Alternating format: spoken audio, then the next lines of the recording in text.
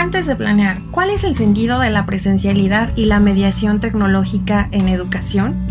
De manera general podemos decir desde un enfoque social, primero que nada que la pandemia por SARS-CoV-2 convulsionó el panorama educativo. Podemos ver al frente, por parte de la UNESCO, algunos impactos en la educación y en azul oscuro podemos ver efectivamente aquellas instituciones o aquellos estados en donde las escuelas se mantuvieron cerradas por COVID-19. Podemos ver que se trata de un número representativo en donde podemos calcular cerca de 167 ciudades completas con pues esta posibilidad de cierre. También tenemos algunas parcialmente abiertas y otras sin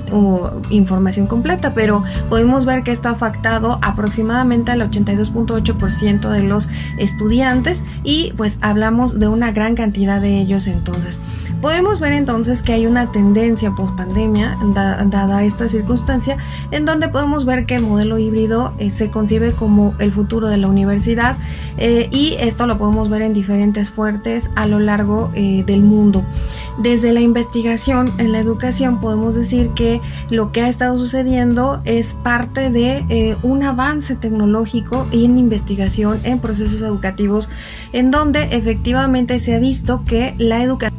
a distancia ha visto una evolución que comenzó en una enseñanza o en una educación a distancia tradicional, en donde efectivamente había un programa de educación estructurado centrada en el profesor, con discusiones dirigidas por el profesor y pues su conocimiento implicado en estas sesiones. Las asignaciones a estudiantes eran a través de su edad o por capacidades y los materiales se basaban en libros de texto, conferencias y asignaciones escritas que reciben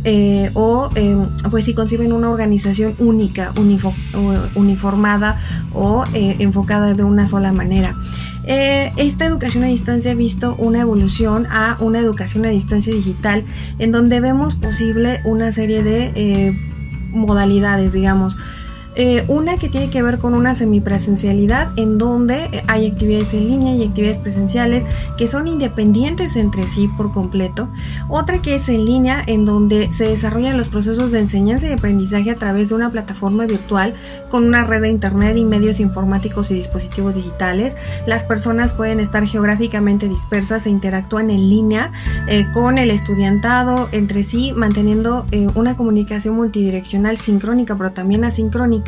y los estudiantes desarrollan trabajo autónomo y autogestivo. Otra posibilidad que es aquella hacia la que vamos, que tiene que ver con la enseñanza híbrida, donde pues se da una flexibilidad al combinar estrategias de ambas modalidades, presencial y en línea, en donde se combinan el uso del aula física y el uso del aula virtual con la sincronía y la asincronía y los recursos analógicos y digitales. Este formato supone actividades autónomas y en línea que están ligadas al desarrollo de esas actividades presenciales. Son dependientes esas actividades que se desarrollan de manera física y también virtual. Por lo tanto, pues nos permiten el desarrollo de conocimientos. Podemos ver que esa educación a distancia tradicional entonces puede ser perfectamente retratada a través de dispositivos analógicos,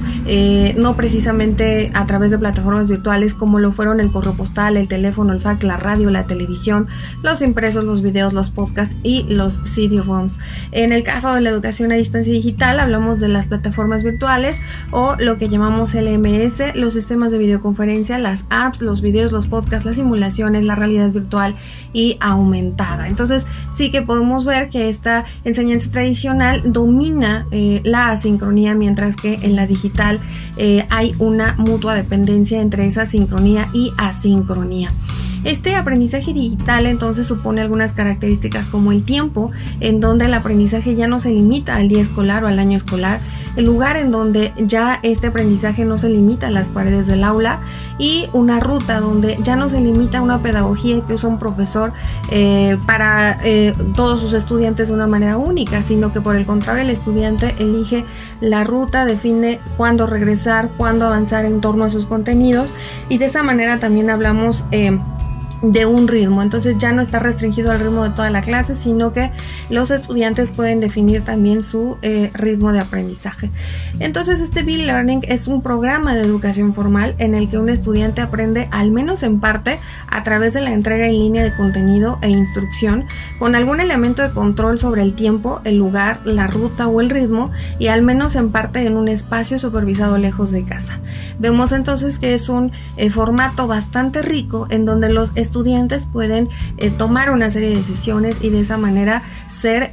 realmente agentes de cambio en su proceso educativo. Y vemos a la derecha una representación por Sticky Horn en donde están precisamente identificando algunas prácticas del Blended Learning. Podemos ver a la izquierda esta educación presencial con estas instrucciones tradicionales en donde efectivamente nos centramos en el maestro con sus discusiones dirigidas, en donde los estudiantes tienen un plan de estudios único y unificado, y en donde también podemos ver programas educativos enriquecidos por tecnologías, en donde hacemos uso de esa instrucción tradicional, pero en donde además tenemos acceso a dispositivos de internet, cámaras, libros de texto, herramientas de internet, pero este internet no ofrece contenido ni instrucción, por lo que aún no tengo un control del tiempo, lugar, ruta y o ritmo. Es decir, que efectivamente el papel del estudiante en este digamos paradigma es lo que hace la diferencia entre esto y lo que más tarde llamaríamos como el B-Learning. Lo que tiene que ver con el aprendizaje virtual o en línea tendría que ver con cada vez que el estudiante, ¿no? Usa la tecnología para aprender fuera de un programa educativo, en el caso de el aprendizaje informal, y ellos pueden ver videos educativos, juegos o conferencias efectivamente, y también cuando ellos pueden ver una serie de contenidos e instrucciones en internet, no asisten a lugares físicos, pero son supervisados a través de exámenes, laboratorios o eventos sociales. Entonces, efectivamente podemos ver que entre estas dos, que es la presencialidad y el trabajo en línea, puede darse a un punto intermedio que es efectivamente el B-Learning, en donde podemos ver esta serie de modelos que ya estaremos retratando a profundidad, pero en donde puede encontrarse el modelo rotativo, en donde efectivamente los estudiantes rotan en horarios fijos a discreción del maestro entre modalidades de aprendizaje, y pues básicamente ellos pueden incluir actividades en grupos pequeños, en clases completas, en proyectos grupales, a través de la tutoría individual y tareas con lápiz y papel. Entonces efectivamente están constantemente haciendo este intercambio. Este modelo flexible, que supone efectivamente que ellos pueden moverse de un horario fluido y personalizado individualmente entre esas modalidades, y el maestro puede pues dar apoyo de manera flexible y adaptable según sea necesario, a través de grupos pequeños, de tutoría individual, de proyectos grupales, y pues básicamente esto tendría que ver con ese modelo flexible. Y este modelo en donde podemos ver que los estudiantes pueden complementar sus cursos tradicionales y pueden tomar clases en el campus físico o fuera de las instalaciones. Esto difiere del aprendizaje en línea a tiempo completo y del modelo virtual enriquecido, porque no es una experiencia para toda la escuela, sino que efectivamente por sí mismos pues pueden tomar algunos cursos en un campo físico con maestros en persona según sus elecciones. Este modelo enriquecido virtual, que tiene que ver con cómo los estudiantes dividen su tiempo entre asistir al campus físico y aprender de forma remota mediante la entrega de contenido e instrucción en línea, difiere de aula invertida porque en los programas de virtuales enriquecidos los estudiantes rara vez asisten al campus físico,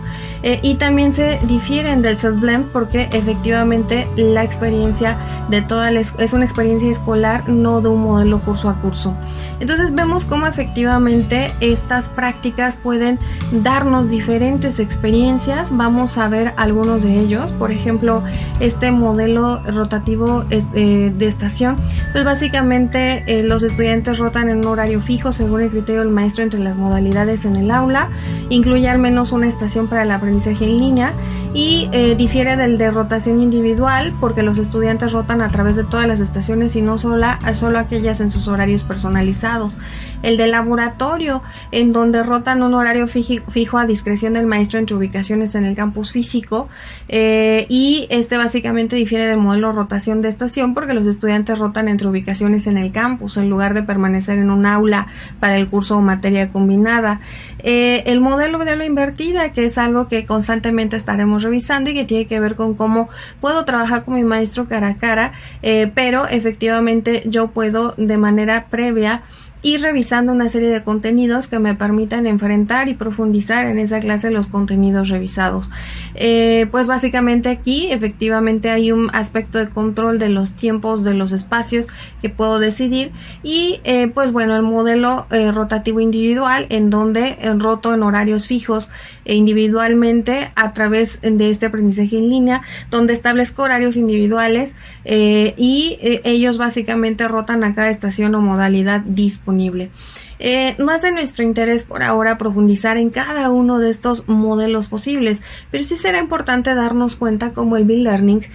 nos va a permitir a estudiantes mejorar los resultados académicos, facilitar nuestra interacción con docentes y entre estudiantes, aumentar nuestra motivación y grado de satisfacción, debido efectivamente a que tenemos un mayor papel de decisión en torno a nuestros procesos educativos, y pues de esa manera se produce menos abandonos en las acciones formativas. También mejora el autoconcepto en la acción formativa porque me asumo como alguien no pasivo que está constantemente refiriendo o requiriendo una instrucción, sino donde puedo decidir e intervenir, y entonces eso mejora mi autoconcepto. Como docentes, mejora la interacción entre docente y estudiante, me encuentro más cómodo y confiado en la eficacia de la formación virtual, facilita la superación del nerviosismo tecnológico y el miedo a no tener en la acción formativa a nadie enfrente, y mejora las competencias digitales de los docentes. Nos facilita la relación de acciones formativas colaborativas con los estudiantes,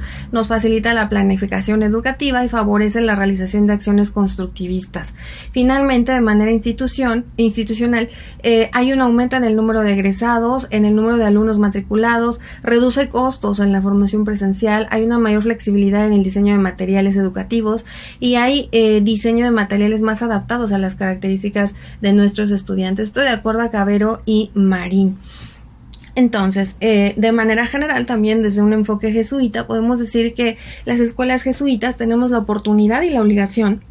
de aprovechar el poder de la tecnología en nuestro tiempo. Como escuelas jesuitas, abrazamos el mundo y no huimos de él, digamos. Para ser eficaz, la tecnología además debe utilizarse como una herramienta para el pensamiento crítico, la colaboración, la creatividad y la comunicación. Es un medio para un fin al servicio de la educación jesuita y la pedagogía ignaciana. La tecnología debe preparar a nuestros estudiantes para un mundo en constante cambio, capacitándolos para que sean líderes estratégicos. Finalmente, los educadores y estudiantes están llamados a participar activamente con la tecnología de la información para provocar el aprendizaje, profundizar el pensamiento crítico y el cuestionamiento y crear juntos nuevos conocimientos. La tecnología entonces nos ofrece posibilidades de crecer en nuestra relación con Dios y entre nosotros. Los usos creativos de aplicaciones, medios digitales y redes sociales pueden ser caminos para el diálogo, la reflexión y la oración. Esto nos lo dice Macmillan, James y Muldoon en Educación para el Encuentro en una Era Digital. Pues básicamente eso es algo de lo que podemos ver que tiene como sustento el uso de tecnologías, particularmente el uso del B-Learning, y vemos cómo hay cambios efectivamente en la figura del docente, que ya no es el centro del proceso educativo, sino es mediador, acompañante de el proceso de aprendizaje de sus estudiantes. Hay cambios en la forma de actividades en donde ya no solo me preocupará la reproducción de la información a través de la aplicación solo de ejercicios de manera de exámenes, sino donde los estudiantes pueden verse implicados en el desarrollo de algunos proyectos y formas de colaboración. Hay cambios en la forma de comunicación porque efectivamente todos estamos en constante flujo de esta comunicación, y entonces hay una comunicación horizontal más que vertical. Hay un cambio de escenarios en donde efectivamente ya no solo dependo de la presencialidad o de los muros para poder llevar a cabo mi clase, sino que efectivamente tengo disponibles escenarios virtuales en donde puede llevarse a cabo este proceso educativo. Hay un cambio en los recursos, entonces ya no solo dispongo de un pizarrón y de un espacio de aula,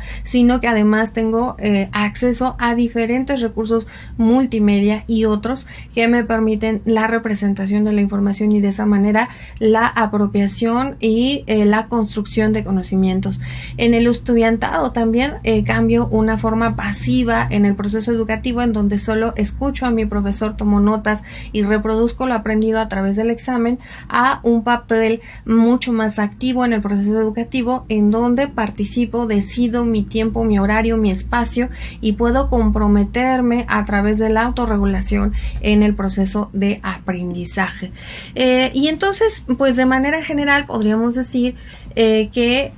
hay una serie de cosas que podemos tomar en cuenta para esta modalidad.